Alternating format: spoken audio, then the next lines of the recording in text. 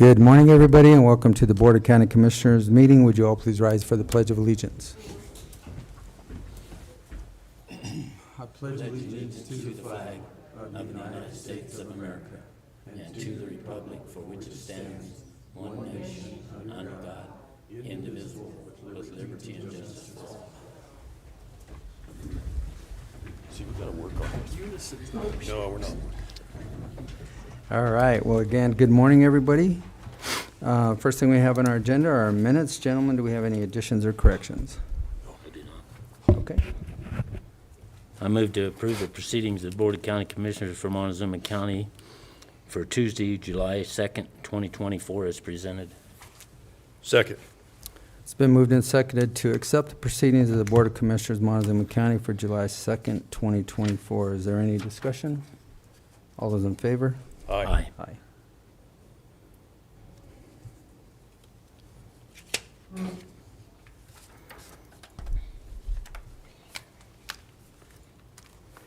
All right, planning.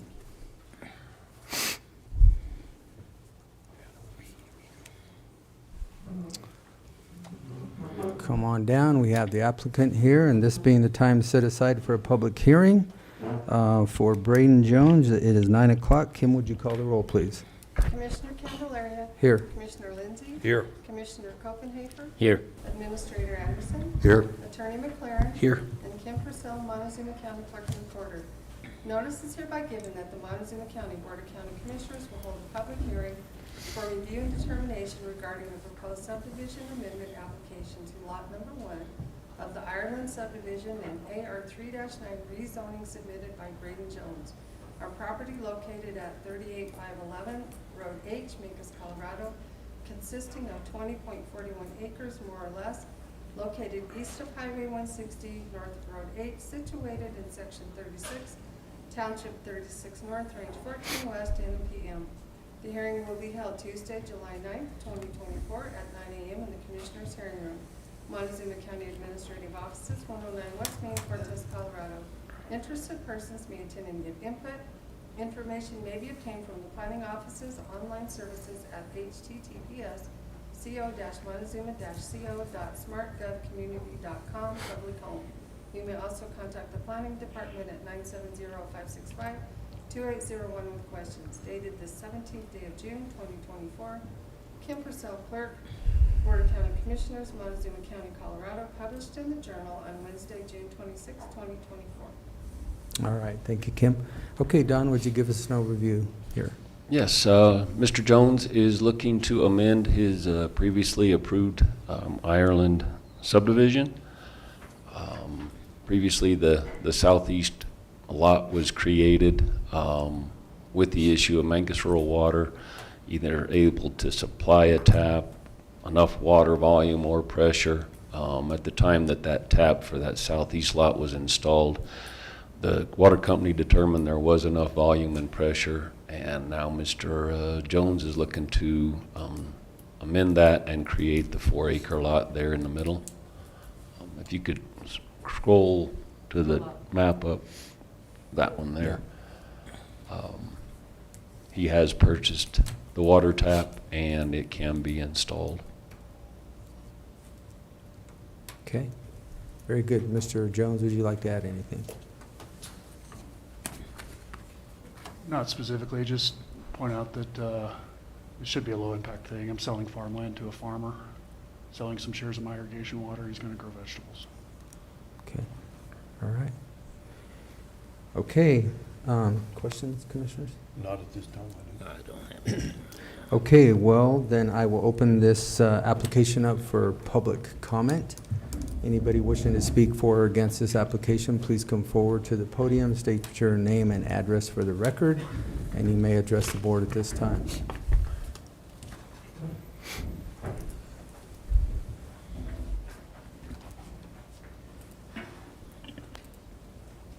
My name is Eric Ireland. I live at 10,000 County Road 40.9, and I am building a house directly east of the lot they are talking about today. I think I'll probably be the landowner that's greatly most greatly impacted by these changes, and I am a big proponent for increasing the biodiversity, having more farmland, and increasing food security for the vulnerable populations in our community. So I'm a big supporter of these changes. Thank you. Next. All right, seeing no further public comment, I'll close the public comment session of this application, and I will bring it back to the commissioners for any questions that we might or might not have. I don't. Gerald, you? No, I don't. I mean, that's why we turned it down before, was just because of the water tap and not being able to supply water pressure. You know, we can't. Now that we have the security of the water letter and the water tap that's available, this lot does have water. Like Commissioner Copenhaver said, we've seen this application before, and that was the only reason it was denied at that point in time. So, gentlemen, we have a decision in front of us. Yes. I would so move we accept the proposed subdivision amendment application to Lot 1 of the Ireland subdivision and AR 3 through 9 rezoning submitted by Braden Jones on property located at 38511 Road H, Mancos. Second. It's been moved and seconded to accept the proposed subdivision amendment application to Lot 1 of the Ireland subdivision and AR 3 through 9 rezoning submitted by Braden Jones on property located at 38511 Road H, Mancos, Colorado. Is there any further discussion? All those in favor? Aye. Aye. Okay, motion carries. You are approved, sir. Thank you very much. Yep, thank you. And I will close this public hearing. Guess we'll do a plat.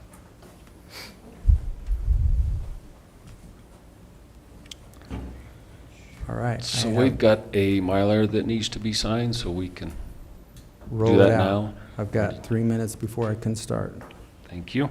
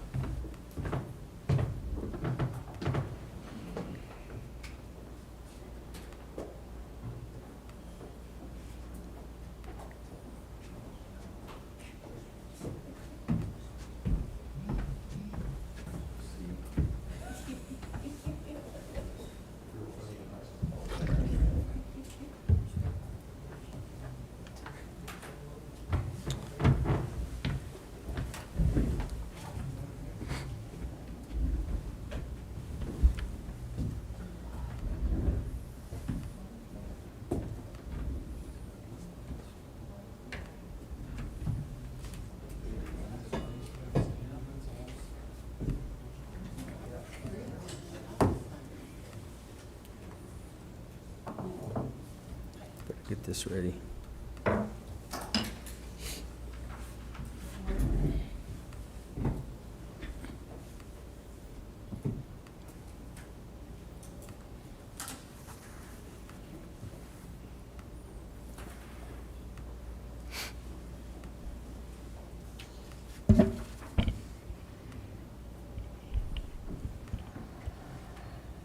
Anything else, Don? I've still got a little bit of time before I can start this.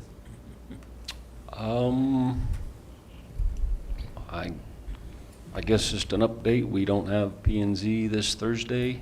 None of the applicants turned in their applications on time for public notice to the newspaper, or they didn't pick up their packet and sign, so So we won't have that. that's been canceled. Yeah, it was P&Z. canceled, I don't know, around the 26th, 27th, when the notices couldn't go out. Okay. Very good. Well, are the applicants here for the next public hearing? Yeah. Take this too. I'm sorry, I just saw the email, so I need to bring the sign Okay, that's all. I'll run get it. You're- Yes, Mr. Kimble is here. All right. Perfect. We'll be ready, lined up just as soon as it hits 9:10.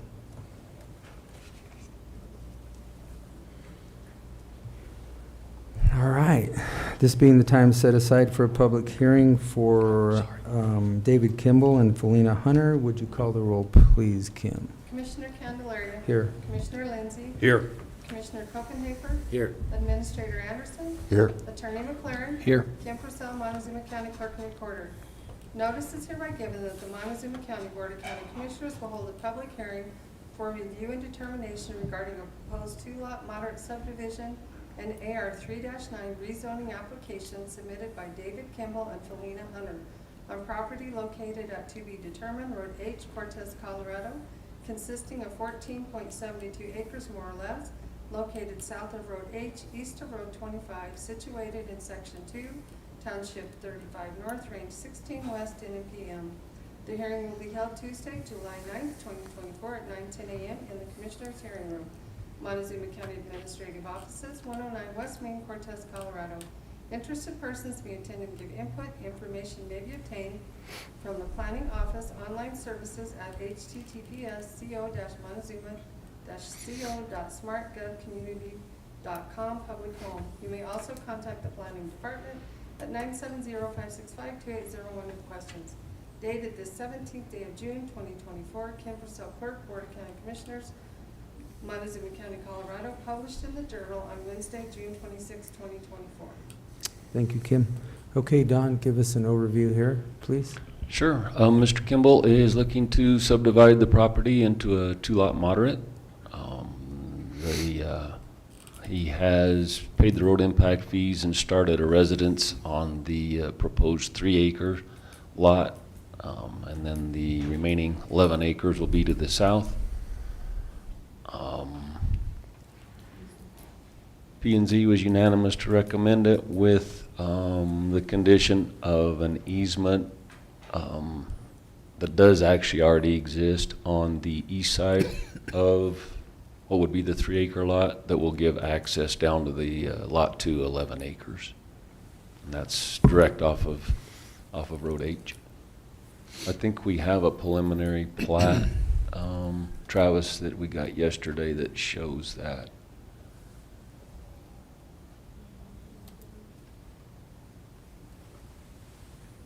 It's in a note there. Yeah, you have to scroll down a little bit. Up or up, scroll up, yeah, right there. So is that a 50 or is that a 60? It's so little I can't really It's see. 30. What is it? 30 feet? 30 foot 30 wide. feet? I can't see it. It looks like a 5 or a 6 to me, but It's 50. I was told it was a 50. Blow it More up than if you would, 50, Travis. 50 feet, yeah. What's that? 50 feet. Can you 50 blow that it up is, a okay. little bit That's on that? My Yeah. apologies, it is 50 feet. okay. And then that access is that lower 11.7 acres, and then the acreage to the, I guess, to the south of that too. So nobody's landlocked. Okay. All right, very good. Mr. Kimble, would you like to add anything? I don't believe so. I think building my daughter a house is the only reason I'm breaking that off. And it was really hard to irrigate that little 3-acre dogleg. We had to take off like 10 side roll wheels to get past the trash guy's place and put 10 wheels back on. So it was a good piece to get rid of. Okay. Commissioners, do you have any questions before I open this up for public comment? No. No, I don't. Okay. Well, then I will open this application up for public comment.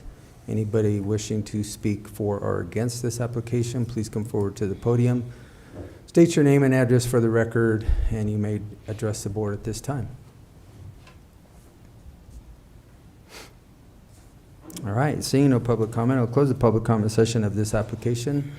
And gentlemen, I will bring it back to the commissioners. I have nothing further. I mean, it's like everything's in place. It's pretty straightforward. The access Yeah. would be the biggest thing, and it's got a 50-foot easement, and it's open to the south, so.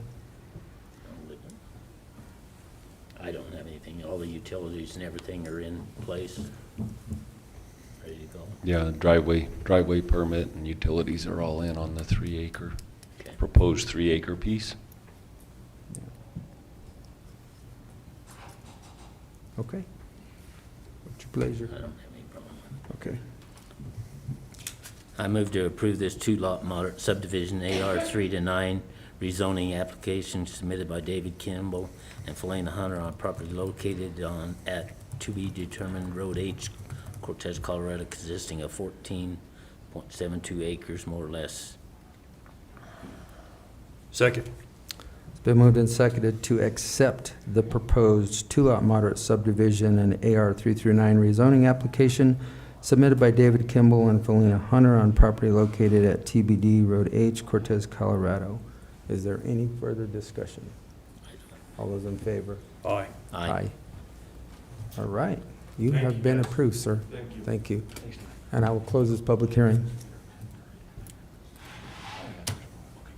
Anytime this week. Thanks. Thanks, guys. Thank you. Okay, if I can get the next applicant, we will have Montezuma Water Company. You're going to have to sit here for just a few minutes, Mr. Bowman, but we'll get you in the queue and ready to go.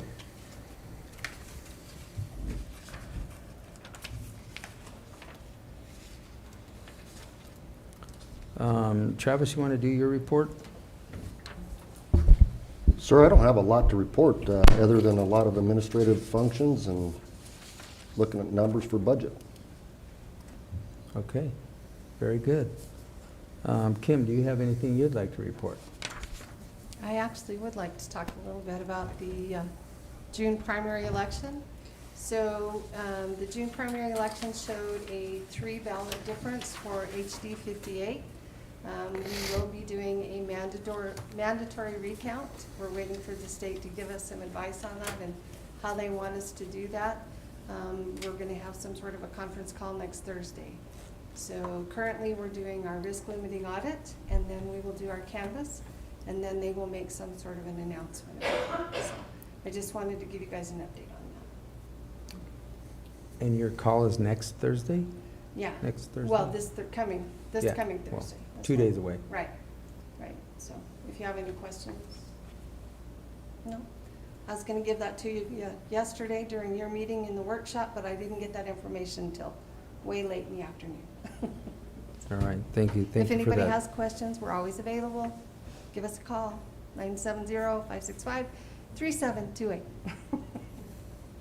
And that really is a good point, too. If you have any election questions, they all need to go to Ms. Purcell. She is the elected official over there. She can answer them for you. We are not gonna really be able to answer them for her. That's not our jurisdiction or what we do, so call the clerk. All right, gosh, we still have 2 minutes. Want to do yours? Well, I don't have much. Well, we're gonna get right through all these reports. We're gonna make this quick while I'm waiting on the time. So Well, Commissioner Lindsay. Well, all I have was hope everybody enjoyed the 4th holiday, and I go to city council tonight. All right. Commissioner Copenhaver. I got about as much to report as everybody else. I spent most of the weekend building fence on the mountains so I was busy doing that, but a few phone calls, had a couple of phone calls about weeds and stuff around the county and people concerned about that on different property and stuff, and so basically had a discussion about what the weed program was basically going back to and what Montezuma County could afford to do and could not afford to do, and that we had to move forward. And most people were very understanding of that with the situation we are as far as money goes. Where we'll be in the future depends on a lot of different things, so people are going to have to understand that. We can't borrow money and we can't spend more than we take in, so people are going to have to realize that. We're trying to get It's a not. used printing press from the government, but they won't sell it. Sorry, Gerald. I think just to echo a little bit on what Commissioner Copenhaver Copenhagen stated, sorry. You know, weeds, your property, good stewardship is the property of the owner. It's not necessarily the property or it's not the responsibility of the government. We do have things out there. We do have a cost share program to help you with weeds. But really in statute, when you look at it, it's still the responsibility is yours, the owner. So take that responsibility, be a good stewardship of the land, and take care of your weeds. If your neighbor needs help with his weeds, sometimes go sit down, introduce yourself, have a cup of coffee, try to make it work. But in reality, is all we have to do is what the statute states, and that's kind of where we're headed back to. Is we're going to do just to what the statute states for weeds. And that's where we have to head at this time. So I will stop there, and it is 9:20, so being time set aside for this public hearing, would you call the roll? Commissioner Candelaria. Here. Commissioner Lindsey. Here. Commissioner Copenhagen. Here. Administrator Anderson. Here. Attorney McLaren. Here. And Kim Purcell, Montezuma County Clerk and Recorder. Notice is hereby given that the Montezuma County Board of County Commissioners will hold a public hearing for review and determination regarding a proposed high-impact permit application submitted by Montezuma Water Company agent Steve Bowman on property located at 27666 Road T, Dolores, Colorado, consisting of 12.17 acres more or less, located south of Road T, west of Highway 145, situated in Section 19, Township 37 North, Range 15 West, N.M.P.M. The hearing will be held Tuesday, July 9th, 2024 at 9:20 a.m. in the Commissioners' Hearing Room, Montezuma County Administrative Offices, 109 West Main, Cortez, Colorado. Interested persons may attend and give input.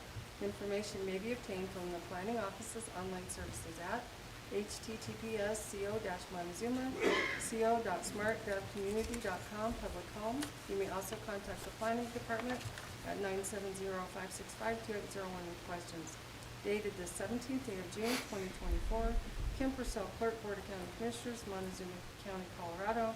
Published in the Journal on Wednesday, June 26, 2024. All right, thank you, Kim. Okay, Don, would you give us an overview here, please? You scroll up to the site plan, or up or down, or a load of different. There you go. You might have to reduce that of here. So Montezuma Water Company, manager Steve Bowman here. They are doing a plant upgrade to their facility on Road T.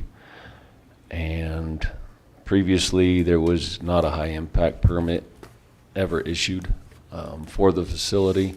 So with the upgrade, we covered a couple of variances for the proximity of the expansion, just because you have to tie into existing facility for the expansion. The septic system will be rerouted around that addition, so that's taken care of. Melissa's covered that. But basically they're, I don't know, doubling the size of their 50% increase, yeah. of their plant capacity for the future, and it's going to be a lengthy project, but this will get the permit in place for that operation there on Road T. Okay, Mr. Bowman? No further comment besides that. I mean, it's a 50% increase for the treatment plant. Should provide additional drinking water for the next 10 to 15 years. The building is being built so that in that 10 to 15 years, should we need another upgrade, it's a simple matter of removing a wall and dropping in a new filter package and putting the wall back on. There'll be no further construction. We're increasing the chlorine capacity, storage holding, raw water pumps, finished water pumps, the full thing to get increased capacity for the growing county.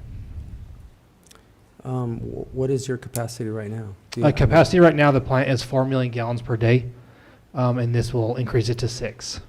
Okay. All right, Commissioners, do you have any questions before I open this up? That was what I was going to ask him, is capacity. All right, well then I'm going to open this application up for public comment. Anybody wishing to speak for or against this application, please come forward to the podium. State your name and address for the record, and you may address the board at this time.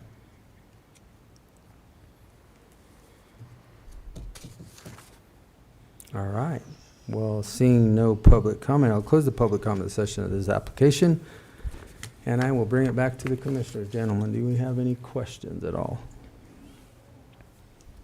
Just repeat, storage for your chlorine is pretty secure.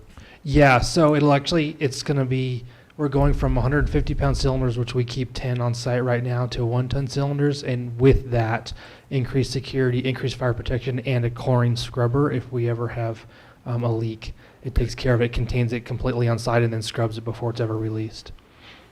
It's a big improvement from what we have now. Do you have a fire hydrant on the facility? We do, yes. Okay. Mhm. I don't see it depicted, but where is it and what is it? It's fed by? It's in the bottom right-hand corner of that map, right to the green building, right in the corner of the property. And it's fed by a 12-inch line. It's a 6-inch hydrant. It pumps, or it'll flow over 1,000 gallons a minute. Okay, that was going to be my next question. You know where I was headed. It's a big Okay. one. All right, thank you. That's probably the only real hydrant in the county. We don't have many that'll flow that. That's one of them. That's a lot of flow. Yeah. That's a lot of flow. Okay, gentlemen. I Any don't have questions? any problem. I understand people are building and stuff. We're gonna have to increase the capacity of our Yeah. Yeah, and structures here to it accommodate shows. them, so. I'm sorry. It also shows usage of our rights, potential uses of our water rights. We have a lot of water that we need to show that we're needing them and going to use them. So it's part of that as well. Okay, very good, thank you. All right, gentlemen. I would so move we accept the proposed high-impact permit application submitted by Montezuma Water Company agent Steve Bowman on property located at 27666 Road T, Dolores. Second. It's been moved and seconded to accept the proposed high-impact permit application submitted by Montezuma Water Company agent Steve Bowman on property located at 27666 Road T, Dolores, Colorado. Any further discussion? No. All those in favor? Aye. Aye. All right, you have been approved, sir. Thank you very much. Thank you, gentlemen. Uh-huh. And Kim, I will close this public hearing.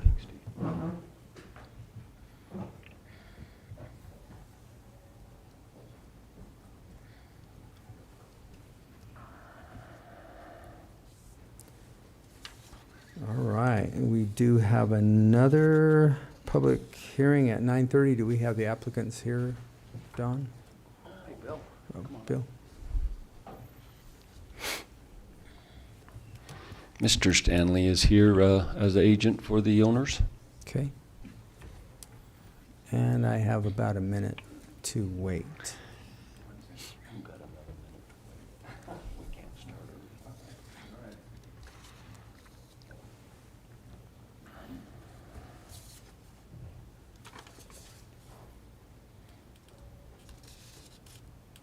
All right, well, I'm going to move around into unfinished business here since we have some things that we can take care of.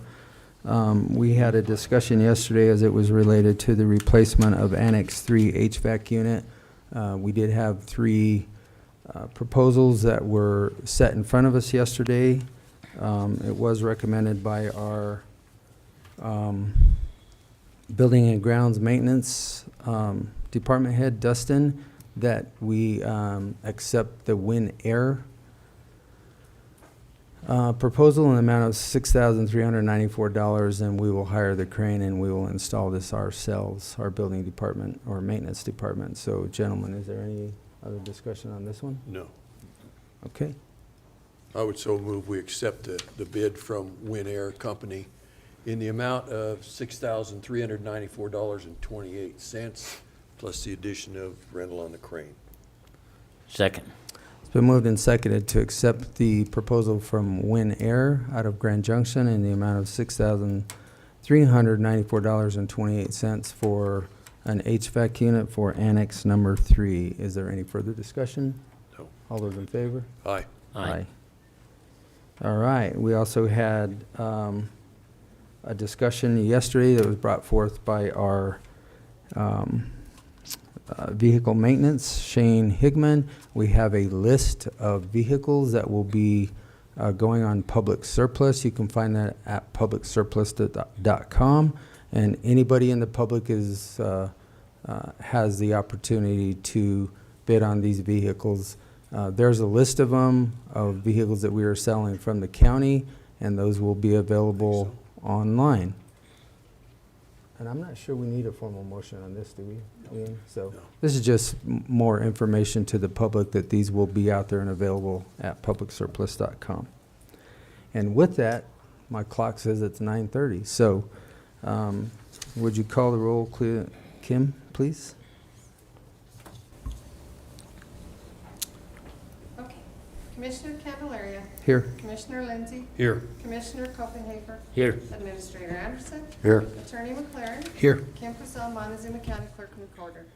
Notice is hereby given that the Montezuma County Board of County Commissioners will hold a public hearing for review and determination regarding a proposed subdivision amendment and AR 3-9 rezoning application to lots 3 and 4 of the Lost Canyon Estates subdivision submitted by Chris Robertson and Joni Allencaster, agent Bill Stanley, on properties located at 376 and to be determined Road S.6, Dolores, Colorado, consisting of 0.32 acres more or less and 0.56 acres more or less, both located east of Highway 184, south of Road S.6, situated in Section 22, Township 37 North, Range 15 West, N.M.P.M. The hearing will be held Tuesday, July 9th, 2024 at 9:10 a.m. in the Commissioners' Hearing Room, Montezuma County Administrative Offices, 109 West Main, Cortez, Colorado. Interested persons may attend and give input. Information may be obtained from the Planning Office online services at https://montezuma-co.smartgovcommunity.com public home. You may also contact the Planning Department at 970-565-2801 with questions. Dated the 17th day of June 2024, Kim Purcell, Clerk, Board of County Commissioners, Montezuma County, Colorado. Published in the Journal on Wednesday, June 26, 2024. All right, thank you, Kim. Okay, Don, would you give us an overview here? Sure. The owners are proposing to combine their two lots, lot number 3 and lot number 4 of the Lost Canyon Estates subdivision. The existing residence is on lot 3, and lot 4 is not very much developable with the easement and the water ditch going through that parcel with the corner and the setbacks. So they're looking to combine that and create one lot instead of having two separate lots. All right. Mr. Stanley, would you like to add anything? I don't think so. As Don said, it's not buildable, and it also, they're happen to be trying to sell the property with the residents on lot 3 and owning both. It makes it hard to sell because lenders don't want to fund on that extra lot. So. Okay. All right. Commissioners, do you have any questions? I don't, sounds like a good thing to me. Sounds Yeah. all right. Pretty straightforward. Yeah. All right. Well, then I will open this application up for public comment. Anybody wishing to speak for or against this application, please come forward to the podium, state your name and address for the record, and you may address the board at this time. Okay, seeing no public comment, I will close the public comment session of this application, and I will bring it back to the commissioners. I have no further questions. Okay. I don't have any. It seems like a good thing to me. Like I said, is with that ditch going through it, it's not Yeah. feasible to build anything there that would be able to meet the setbacks. It don't look like at all. So, yeah, I mean, it's a good thing as far as I'm concerned. And Commissioners, just for the record, I was just looking at the public notice that was published, and it looks like the public notice indicated this hearing would take place at 9:10. Our agenda says 9:30. I don't think it's a problem because obviously some of We're these later. things run over, but I just wanted to clarify on the record that what was published in the paper and the notice that was given is different than what's on the agenda. Again, I don't think it's a big deal. Everybody's had notice and everybody could be here, but I just wanted to make that clarification. Okay. All right, gentlemen. I'm good. Go ahead, Gerald. I move to approve this proposed subdivision amendment, NAR 3-9 rezoning application for lots 3 and 4 of the Lost Canyon Estates subdivision submitted by Chris Robertson and Joni Alcastre, Agent Bill Stanley, on property located at 30076 to be determined Road S.6, Dolores.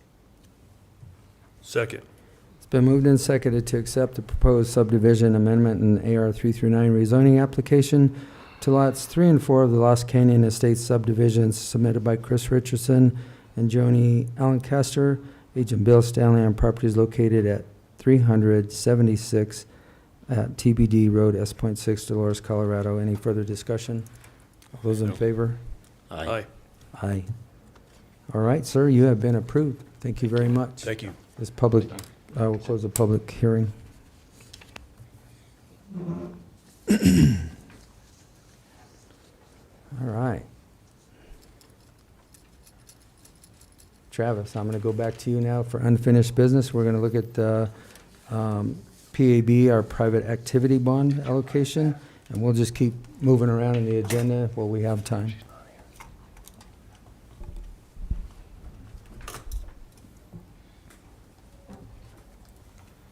So this was discussed yesterday, private activity bond for the sleeping ute apartments.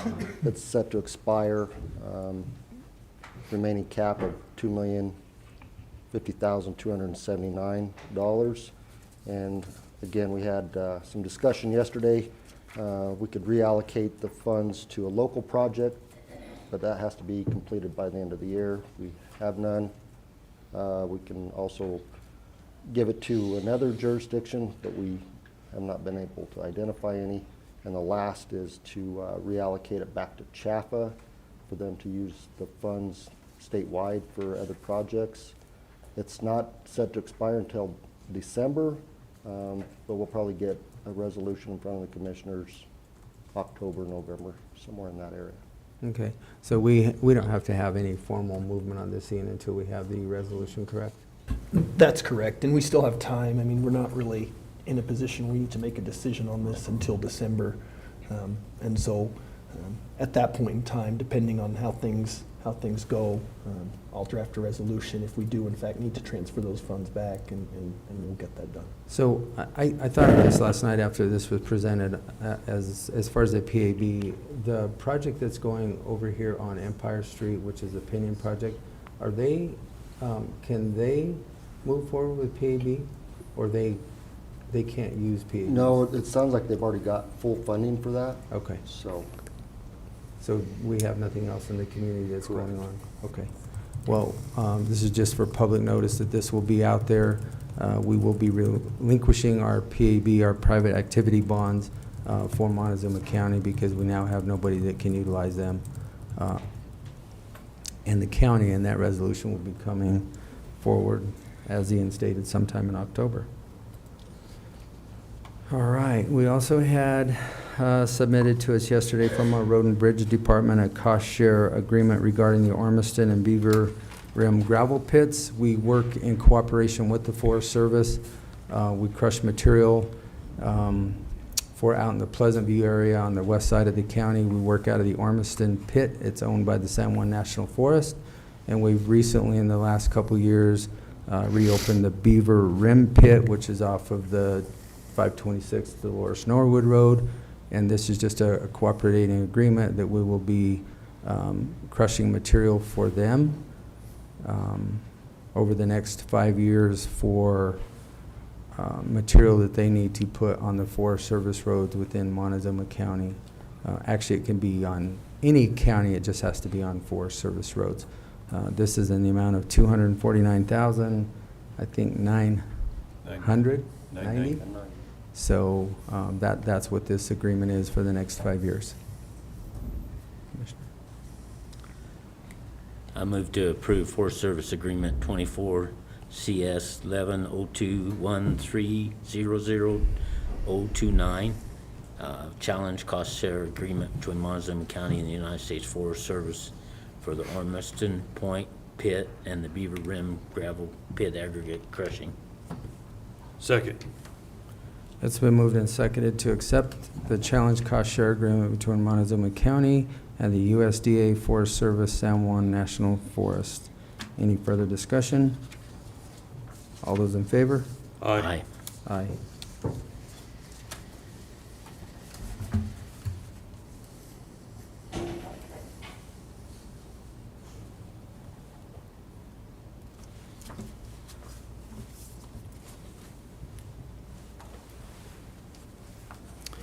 All right, it is now 9:40. It looks like we have everybody ready. Would you call the roll for this next application, Kim?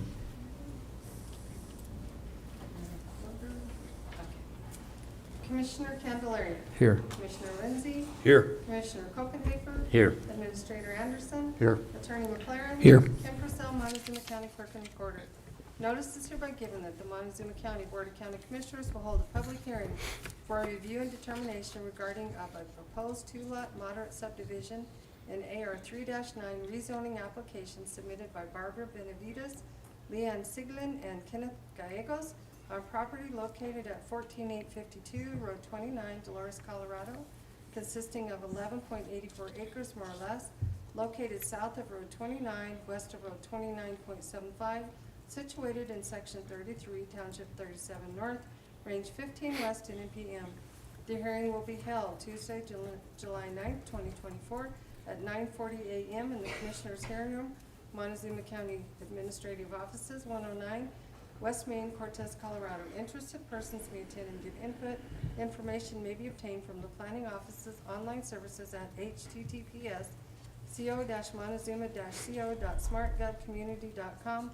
Public home. You may also contact the planning department at 970-565-2801 with questions. Dated the 17th day of June, 2024. Kim Purcell, Clerk, Board of County Commissioners, Montezuma County, Colorado. Published in the Journal on Wednesday, June 26, 2024. All right, thank you, Kim. Okay, Don? Sure, so the owners are looking to subdivide their property, just so each of the kids from their parents had their own tract. Also, there was 3 houses on this parcel, so this will split the west house off from the other 2 so that there's no problems with being compliant with the land use code. The separation between the 2 north houses is 62 feet, so they can meet the setbacks by splitting that difference in half with the new proposed property line. All the existing residences are on site, utilities, so nothing will change or be added at this time. They're just splitting the property for ownership. So where the dashed line is, that's just one residence on that 3-acre? parcel? Correct. Okay. And then the other currently exist or have existed probably? Yeah, for the some middle time. section has 2 residences, or will have, and they both have separate water meters, separate driveways. Separate water taps, all the utilities are all separated. Okay. All right. Would you like to add anything? No? Okay. Gentlemen, do you have any questions? I don't. Looks like everything's there.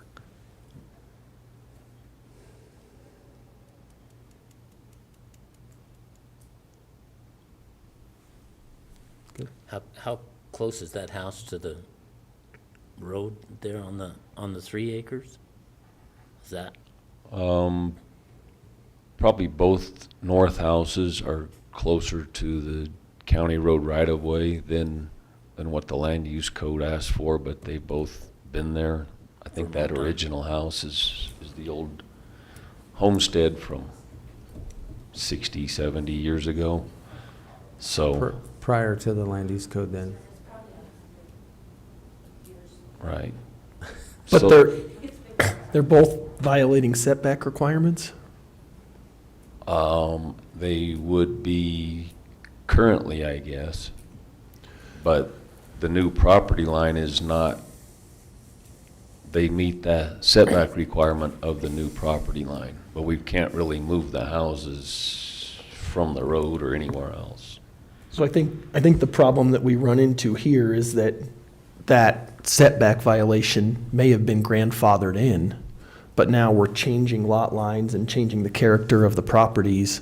And so now, I think that technically speaking, now you've got a situation where that house is violating setback requirements. To bring it into compliance with the land use code, my suggestion would be to do a variance at some point in time. And perhaps even continue this out for a couple weeks so that variance can be accomplished, because otherwise we're in essence granting a subdivision and subdividing property that's now not in compliance with the land use code. Well, what is the distance? I mean, we don't even know if it's not compliant. It's a pre-existing condition that's been there, like you said, way prior to the land use code. I mean, I get that, but we're not going to make them move the house, so you're saying variance. Yeah, no, I mean, we certainly, I understand that we probably wouldn't make them move the house, and I don't see that would be the board's goal. But technically speaking, we've got a change in the character of this property now, and so there should be a variance for that setback, because it's no longer grandfathered in, now that we're changing the character of the operation. So that's been the board's consistent policy. Sure. In these sorts of things, and I just would hate to deviate from it in this and then have it come up in another context and say, well, we did it here, so why don't we just let it fly in another one? Do you have any idea what that is? No, sir, I'm pretty sure at least 3 cars can fit side by side.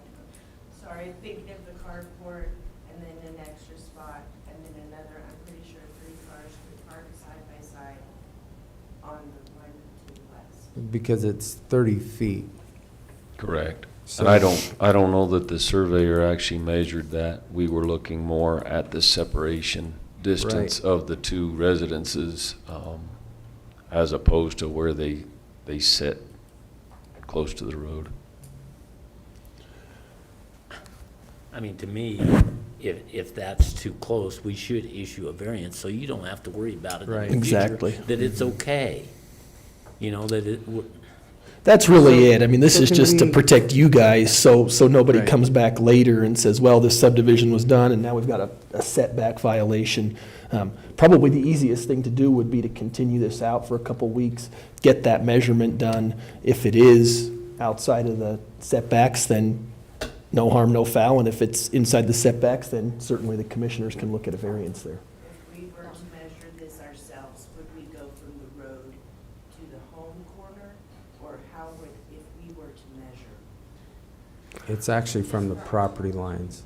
So you have to measure it from the property line back. So if you have pins in the corner, if they've already surveyed it, Yeah, so the surveyor's gonna have to determine that. the surveyor will determine it. If it's not staked already.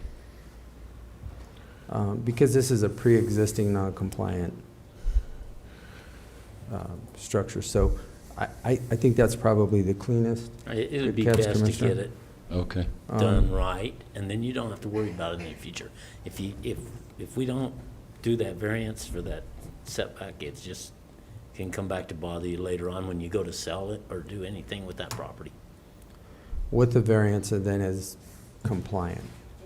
So, does 2 weeks work for you all, or Don, I guess you can, Yeah, we can do it on the 23rd. It'll be at 9:10 a.m. Let's do it at 9:15 a.m. That way we can do the variance application prior to this continued public hearing. all right, you guys, Yeah. So move, we continue this public hearing till July 23rd at 9:15. Second. all right, it's been moved and seconded to continue this proposed 2-lot moderate subdivision and AR 3-9 rezoning application submitted by Barbara Benavides, Leanne Siglin, and Kenneth Gallegos on property located at 14852 Road 29, Dolores, Colorado, until July 23rd at 9:15 a.m. All those in favor? Aye. Aye. Okay, we'll see you in a couple weeks. Thank you. Thanks, sorry about All right. It is 9:50. At 9:50, we were to have a public hearing. This application has been withdrawn by the applicant. And Ian, I'm going to turn this one over to you here. Do you have anything that you need to administer? Well, I was going to address this in my report, but I'll go ahead and just address it now. This application has been withdrawn by the applicant. It was an application for a biochar operation at the Ironwood Mill site. You guys did get the application in your packet for this week and all the information that went along with that packet. At this point in time, my understanding, and this is as much for the public's benefit and for the commissioner's benefit, the applicant is still planning to move forward with a biochar operation at the Ironwood plant. The application that was submitted by the applicant indicated that no threshold standards would be violated in the course of this biochar operation. The application did go before planning and zoning. There were several clarifications made as it moved through the process, and our planning and zoning director determined that after hearing everything that no threshold standards would be exceeded. Now that property is zoned heavy industrial, and along with that zoning classification, there are certain uses by right. One of the uses by right is sawmills, lumber, and plywood manufacturing and wood preserving treatment. There's several other heavy industrial uses that are also enumerated in the land use code. Nothing in the land use code specifically enumerates a biochar operation, but the land use code does say that uses not explicitly enumerated in the heavy industrial section as permitted uses, but closely similar thereto, as determined by the planning director or the board of commissioners, can be considered a use by right. Our planning director has determined that the biochar operation is closely similar to the sawmill, lumber, and plywood manufacturing and the wood preservation, as well as some of the other provisions in the code as well. And so at this point in time, long story short, there's not a need for a high impact permit to run a biochar operation on the Ironwood Mill site, so long as everything remains within threshold standards. Now, it's very, very important, and I've been very clear with counsel for Ironwood, with our planning and zoning director, and with the commissioners, that it is of utmost importance that we make sure that operations at that site remain within the threshold standards. If threshold standards are exceeded, then the operation is in violation of the land use code, and there's significant penalties that can come along with that. And I think that the county, I mean, I don't want to speak for you guys, but I think that if those threshold standards were exceeded, especially given the history at that plant, there would be a quick movement to intervene and prosecute and move forward in the court. Okay, and so that's what we're looking at this point in time. Now, obviously, I think we all know. Obviously, I think we all know how significant the issue at the Ironwood plant is. There's absolutely a goal for the county and for CDPHE to get that plant cleaned up and get that wood disposed of and moved or burned or whatever ends up happening with it. And this is a mechanism by which we can accomplish that cleanup. Now, I'm sorry, sir.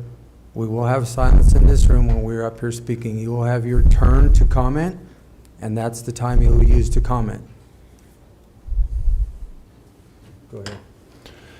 And so I think that the hope is that this biochar operation will remain within the threshold standards of the land use code, and that this will provide a mechanism through which the property will be cleaned up. The amended stipulated injunction remains in place. The fine schedule remains in place as long as there's material on the site. But that's really where we're at this time. I'm happy to answer any of your guys' questions. Commissioners? So basically, this is a use by right with that zoning. That's right. That's in place right now. That's right. That's right. That's a use by right. And the land use code's very, very clear. Section 2201.1 talks about commercial or industrial use that is in compliance with threshold standards. And what is required is that the applicant submit an application, and then if that application is reviewed by the planning department staff, and it is determined that no further permits are needed, then that use can commence, and that's what's happened here. How long has that zoning been on this property? Don, you probably would have an exact year. It's been on there for a long time. At least 2019 on the bigger parcel, and I think it was, I don't know, might have been 20 years on the smaller parcel where the building structures are. I don't know exactly, but that one was rezoned a long time ago.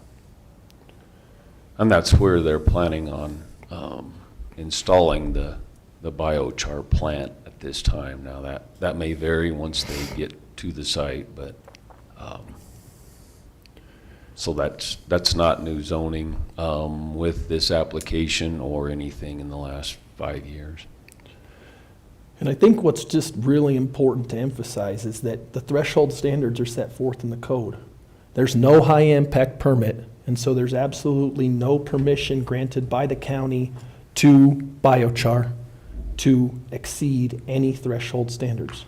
That includes vehicle round trips, dust, noise, smoke, all the threshold standards. And so to the extent that the operation remains within those threshold standards, they have this use by right, and quite honestly, there's not a whole lot the county could do if we wanted to.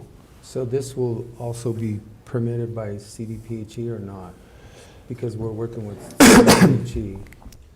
CDPHE is in the process of reviewing the plans. My understanding is that CDPHE doesn't even believe that there's going to be enough smoke or contamination to warrant any sort of air quality permit. Now, obviously, CDPHE has their own monitoring systems and their own compliance standards, and so, to the extent that any operation there warrants a permit from CDPHE, I'm confident that CDPHE will come in and make sure that that evaluation takes place and we move forward there. I mean, obviously, CDPHE's permitting is separate from the county.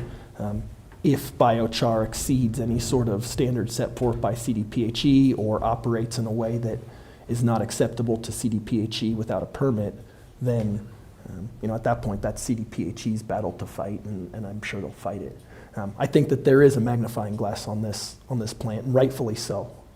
We've had a lot of problems with this, and I mean, I don't foresee that that CDPHE or the county is going to turn a blind eye. I mean, I just don't see it. No, and I can tell you from where Commissioner Lindsay and I sit, and I'm not talking for you, but That's right. when we pulled this permit a couple of years ago, I mean, our biggest concern at that point in time is the fire and what could or potentially happen. Whether we like it or not, if CDPHE is working with them and they take care of their stuff, that's a state issue that they will take care of. We just have to look at what we're doing in the county, and one of our biggest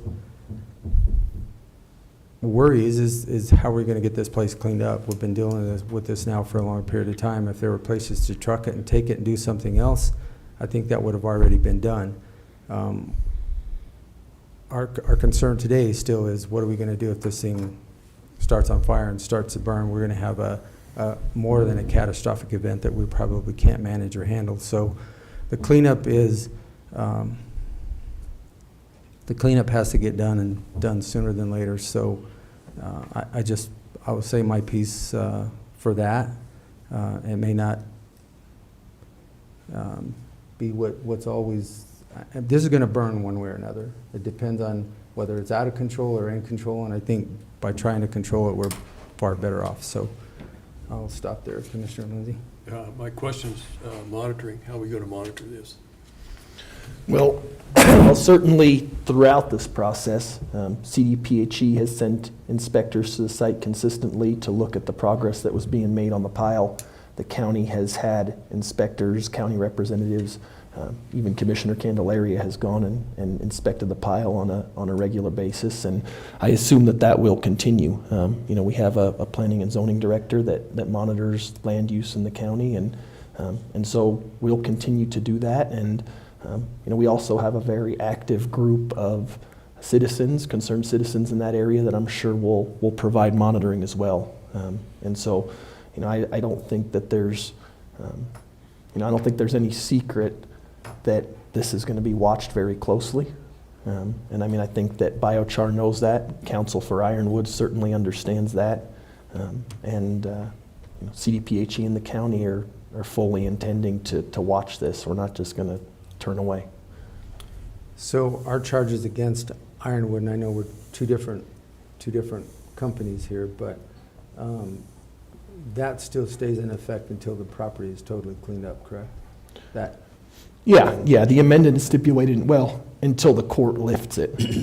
But the court hasn't shown any inclination to lift or modify the amended stipulated injunction, and certainly from the county's perspective, and I can't really speak for CDPHE, but from the county's perspective, I don't think there would be any sort of intention or movement towards modifying that injunction until the material's gone. Correct. Another very critical piece to all this is the injunction prevents any new material from being brought on site. No new material will be brought on site. And so biochar's only going to be operating with what's there. And I think that that's something that, at least from the county's perspective, is very important. We don't want more material coming in and conceivably creating a bigger mess. This is about getting rid of the material. Okay. All right. Thank you, Ian. Anything else, Commissioner? All right. Well, that has been pulled off, so we are past 9:50. So, all right, Don, do you have anything else for us? No, just all I want to add is that with the biochar processing process, they do not allow oxygen into their chambers, so they do not allow smoke or create smoke. If they have a smoke issue, they've got a problem and they shut them down. But they are, each vat, each module has its emissions sampled as it's running. It's got a reburner in it at the top to burn off, basically double incinerates any exhaust heat, smoke, so that they're not supposed to be creating smoke. So it's not like the old plywood plant with the big snow cone smoking 24/7. And with their berthed plant that biochar now operates, they do have an air quality permit from CDPHE, and that is part of the course of action. Okay. All right. Anything else? Not at this point. Okay. Well, very good All right. then. Thank you all. Thank you. Appreciate it.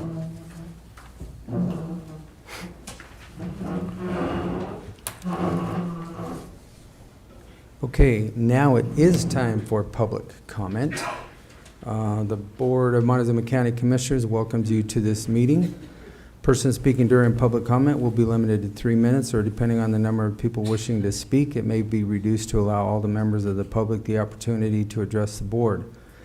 When addressing the board, please state your name and address for the record prior to providing your comments, and comments to individual supervisors or staff are not permitted, and participants may not yield their time to other. And with that, the public comment session is open.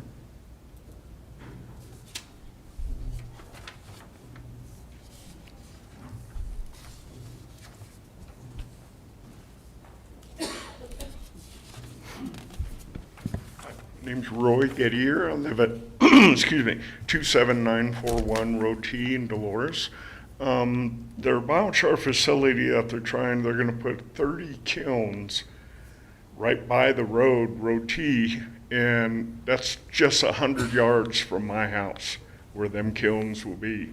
Their operation in northern Colorado, the nearest homes are a half mile away.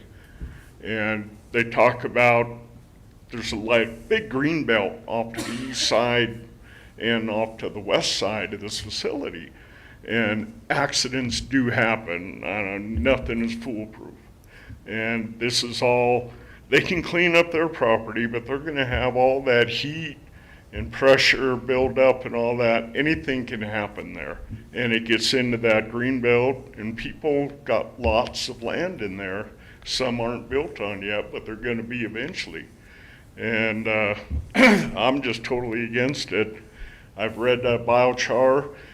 The land, if too much gets on the land, it kills all bioorganisms. Plants won't grow if they overuse it. And their video with Mike Rove shows them their filters outside the building, just opening them up outside, charcoal blowing everywhere, and they're putting it in a dumpster.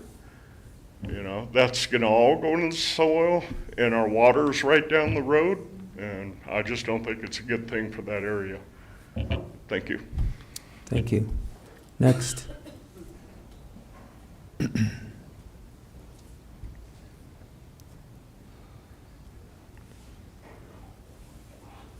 name is Dean Valdez, County Road T, 27501. I'm just down the way. Sorry about my interruption earlier. I'm pretty passionate about this. I'm worked really hard to get where I'm at out there. And we were ignored when we complained about this place before. Nobody listened to us. Nobody. And it took, finally, catastrophic, for someone to even listen to us. You could not talk to each other 24 hours a day outside. You could not hear. I have recording of how loud this place was. If you look at upstate, now they're complaining about the noise of these burners. They're not just a quiet burn. It's like little jet engines on these things. It's not a quiet deal. Out there on top of that hill, it echoes from everywhere. I can hear people talking across the canyon. I can hear the road running down the way. When this chippers and shredders were running 24/7, it rattled into my living room. I mean, you guys don't understand. There is a business, a well-established one, right next to it that you will destroy by letting this happen there. Nobody wants to sleep in a camper right next to a chipper shredder or jet engines blowing or smelling toxic fumes. You're telling me you're not going to smell this at all? You're not going to smell the burnt fumes of this thing? And they're up to 60 units that they're talking about bringing to this place. You're telling me they're not going to eventually bring more material. It's wrong. I mean, everybody's property value all the way around this place is ruined by this. Thank you. Thank you. Next.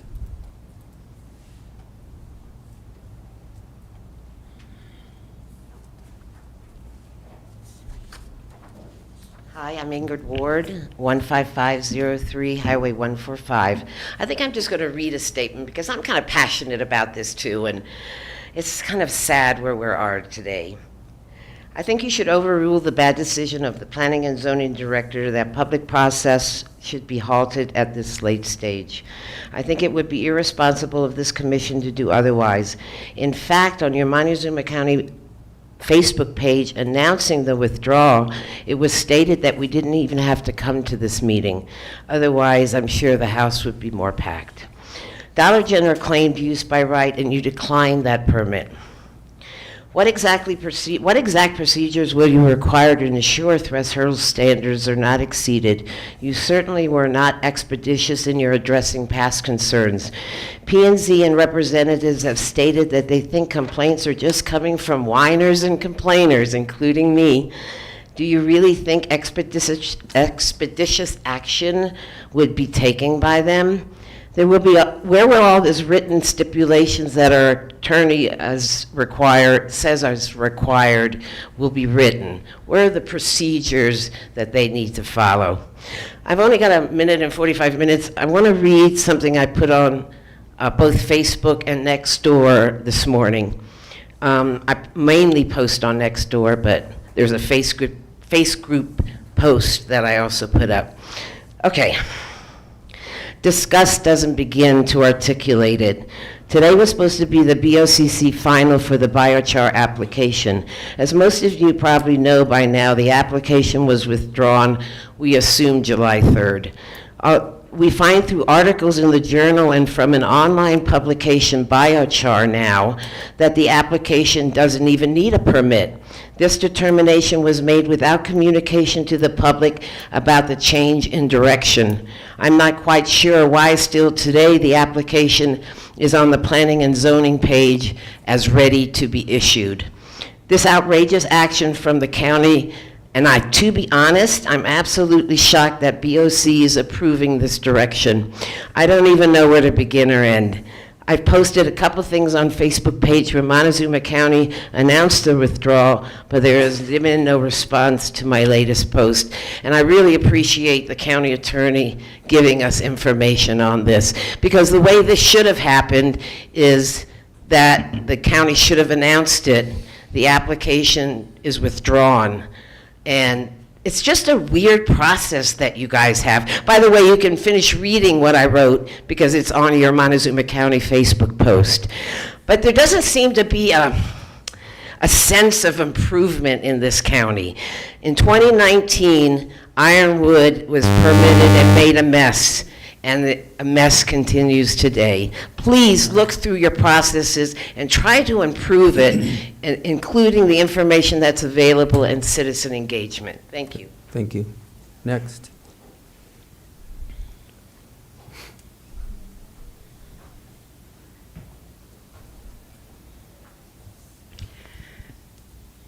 Melissa Valdez, 27501 County Road T, Dolores. I really hope you reconsider this. That is our home. That is where we're going to live until we die. Ironwood, Palaterra, whatever, it's all the same people. They didn't listen before. They ran 24/7, lights, noise, dust, crap, until everybody really started complaining, and then people said, oh, we better go take a look that they have this giant mountain.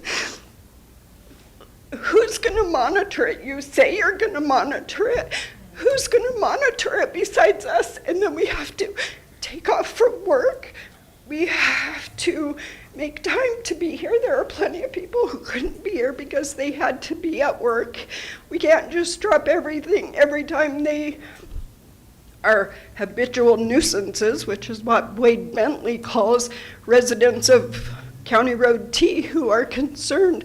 My livelihood is affected by this. I don't want to listen to them run 24 hours a day, and you can say that they won't. That's what they were not supposed to do last time, and they still did it. We can hear them.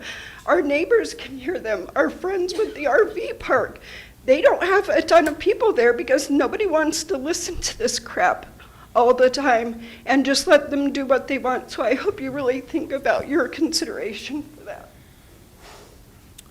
Thank you. Next.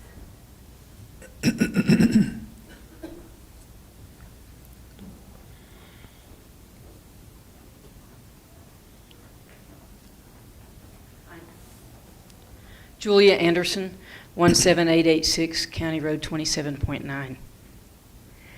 I sent all three of you the science of biochar in a very, very highly respected journal.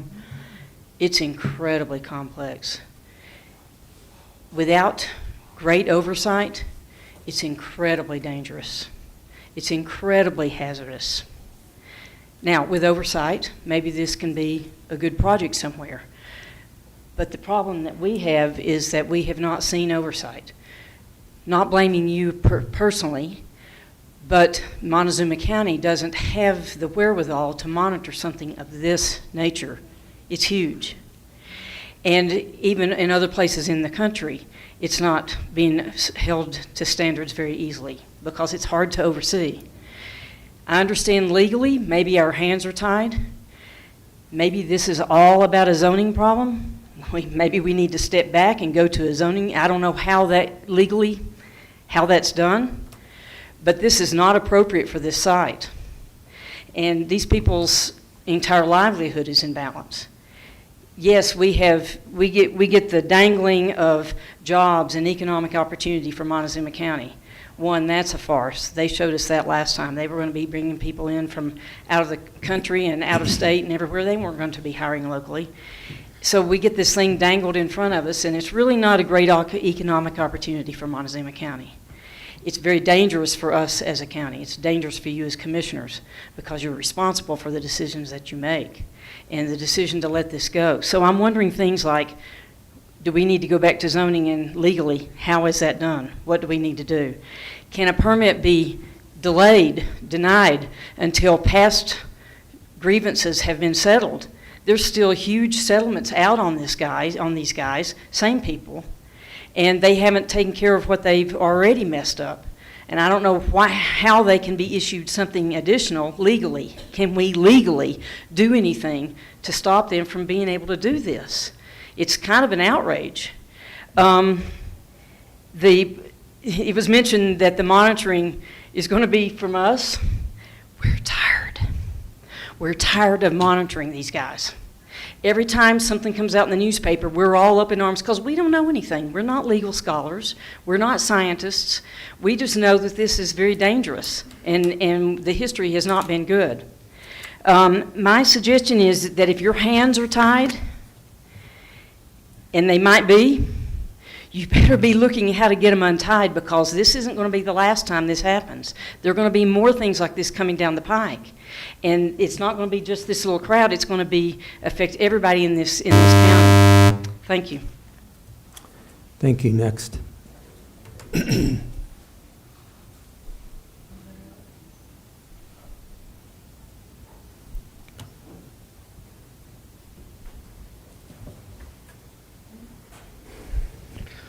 Hey everybody, my name is Ty Copenhafer. I'm a civil engineer for Jones & Mill Engineering. I currently don't have a home here, working on acquiring it, but my office is 20 West Main, just across the road here. I just wanted to take a minute to introduce myself. I'm back and forth between here and Utah, but I'll be here permanently in the middle of August. I do mostly civil engineering, a lot of water projects, land development, things like that. Also do survey and GIS services as well. So I just wanted to take a minute, introduce myself, and let you guys know we're here to help. Thank you. Thank you. Next.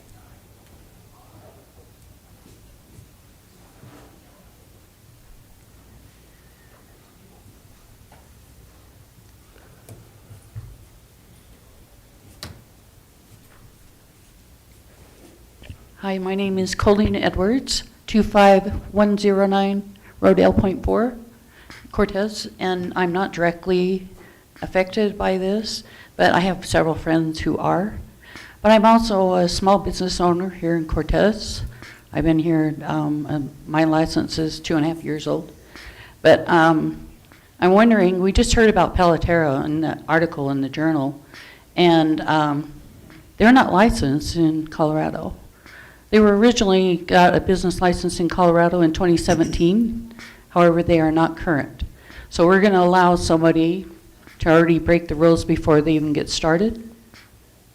And he's a scam artist, so there you have it. Thank you. Thank you. Next.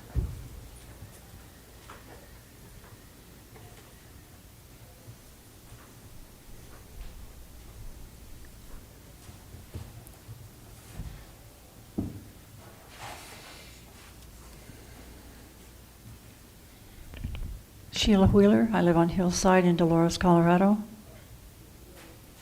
This is not easy for me, and it might even be harder for you, but I'm not going to address empirical data. I'm not going to address environmental laws or anything else. I'm going to address a moral and ethical issue. So it's not easy to sympathize with the difficult challenges you have brought about for yourselves. Regarding the biochar plant or any other plant you might want to put into such a compromising location. But you best know what you are asking of all of us, including your family and your own friends.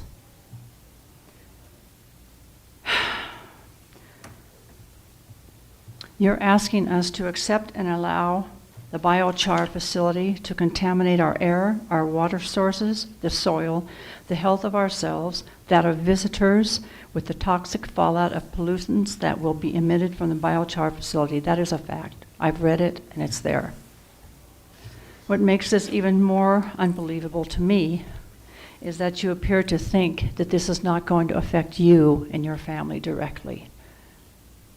Okay, surely you recognize that every decision that you have made in the past has brought you to where you are with us today.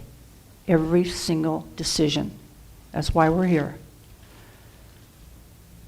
Your first mistake was in changing the zoning of heavy industrial without a thought or care about your choice, how your choice would affect the neighboring homes, businesses, water sources, agriculture, or communities.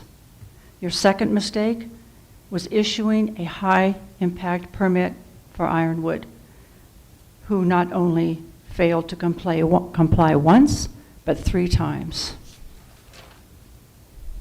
I say that's a failure to recognize bad character.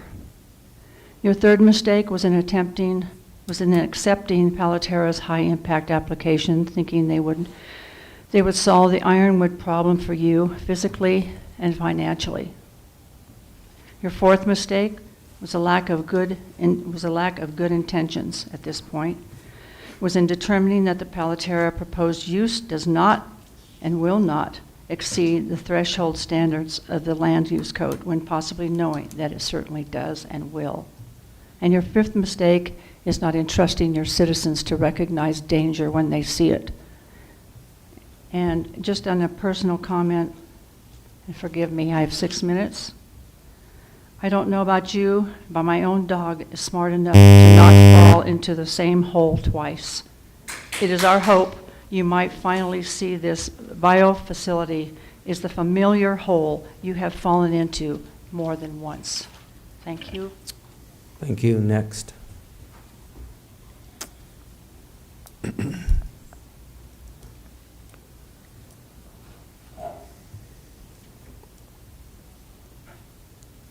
All right. Seeing no further public comment, I'll close the public comment session of this meeting, and we will move on with our agenda. Let's see, where did I leave off at? Ian, I guess, do you have anything else further that you would like to report? Yeah, just very briefly. Last week, we discussed the agreement between Montezuma County and the Chestnut Health Systems for the data sharing related to mental health treatment at the jail and the JBBS grant. Since that time, Sheriff Nowlin and I worked with the state to make some modifications to that agreement. In essence, what happened is it was changed to a non-covered entity data use agreement, and instead of Montezuma County being the named party, the Montezuma County Sheriff's Office was listed as the named party.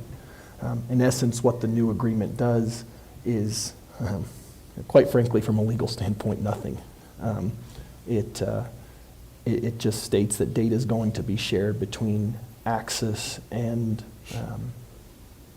Chestnut Hills, and Montezuma County really has nothing to do with collecting that data, monitoring that data, controlling that data, et cetera. So I received this agreement from the sheriff yesterday.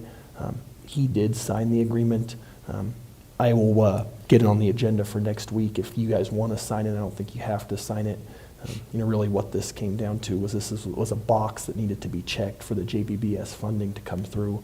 And from a legal standpoint, this agreement really does protect us, because it doesn't obligate us to do anything. It doesn't require us to collect any data, monitor any data, share any data, protect any data. And so apparently this is the agreement that several counties have signed. I guess La Plata County signed an identical version. And so it was just one of those things that box needed to be checked. And so our sheriff did sign that, and that's good to move forward. Other than that, I continue to work on our lawsuit with Leaf Properties. The record is supposed to be certified by July 31st, so the end of the month, and then we'll move forward with that. There's a couple different claims. I think I maybe discussed this before, but there's a couple different claims that Leaf Properties has made. The first claim that they make is that the land use code is not sufficiently specific, specifically the high impact permit criteria to allow applicants to have a fair expectation of what is being asked of them and have a fair ability to judge what is and isn't going to be approved. The second is a Rule 106 action that in essence asks that your decision, this board's decision in regards to not issuing the high impact permit, whether that was proper and right and whether there was evidence to support that decision. My thought at this point is I think it makes a lot of sense to separate those two claims and address the high impact permit language first and figure out whether the court will uphold the land use code as it's written. Because in essence, without a determination as to that, there's not a whole lot of point in having a Rule 106 action. How the applicant and the court will feel about that, I don't know, but that's the direction we'll move once the record is certified. My hope is that we can get those two pieces separated and then take up the high impact permit language issue first. And then if that high impact permit language is upheld, then we would move on to the Rule 106 action. You guys have any questions on that? Okay. That's all I have to report. All right. Okay, thank you. Anything else? Any other questions for Ian at all? Okay. Well, gosh, I think other than my report, we've kind of got it all covered up, don't we? So it was kind of nice last week. We did have a short week, although working with Travis and the Budget Committee, we are working on a lot of budget items here for the county, and we are going through our initial budget process hearings, and then they will be coming forward to the public on July 29th. We did have in our workshop yesterday our department head reports. Ms. Purcell gave you hers this morning, which you heard that she's very busy with the HD 58 issues and concerns. Displayed all of the vehicles for sale from our vehicle maintenance. Our IT director was in here. He's also looking at software for the county because all of the software now goes through the IT department, I shouldn't say all of it, 99% of it. We had a GIS update. Something that I asked, and I don't know if you all know it, but on our GIS website, on the map viewers, they put together a pretty good map of the trail systems that we have here in Montezuma County. So if you're unfamiliar with that, go to that website, look at it. A lot of good good information on that. Our natural resource director also came in and gave us an update of issues or things that we have going on with the Paso Mesa Verde and where we're at and where we stand in that process, and that we're also looking at hopefully getting a culvert replacement so that we do have something on the ground as far as it applies to the Paso Mesa Verde. We talked about our Free Adafite program project update, hit on it just briefly this morning, which was part of our noxious weed program. We have a project down in N.M.P.M right now. It's the only private piece of property in N.M.P.M of 140 acres, plus or minus, that we are working with that homeowner down there to get that taken care of. We hope we can get that finished up in a couple of months, and we will then be done with that Free Adafite program at that point in time. We discussed our PAB, our private activity bonds. As you can see, there'll be a resolution coming, and we'll deal with that and give that money back. I also attended the Dolores Town Trustee meeting last night. Was a little late because we were in other meetings. They did have an ordinance that they were looking at for amending their Title 13, their municipal code pertaining to separate water and sewer lines. specifically as it relates to ADUs. So if you have an ADU on your property, it does have to have a specific water and sewer tap. I gave a brief report, and then they were going to talk about things that I couldn't hear about, so I actually got to leave the meeting, and it was short and sweet for me.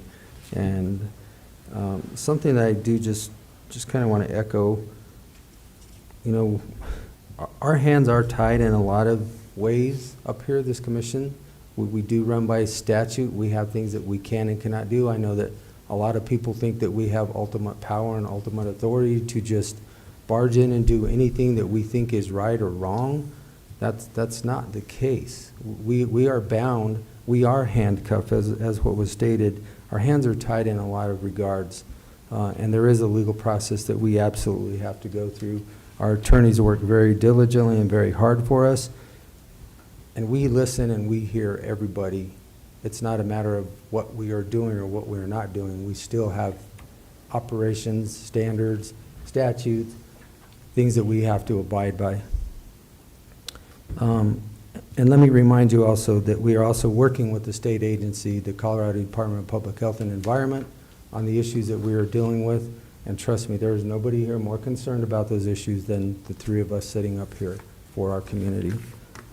It is a state agency, and there are permits that may be assessed through them. So with that, I have nothing else. Gentlemen, we've come to the end of our meeting. Motion to adjourn. Second. It's been moved and seconded to adjourn this July 8th, 2024 meeting. All those in favor?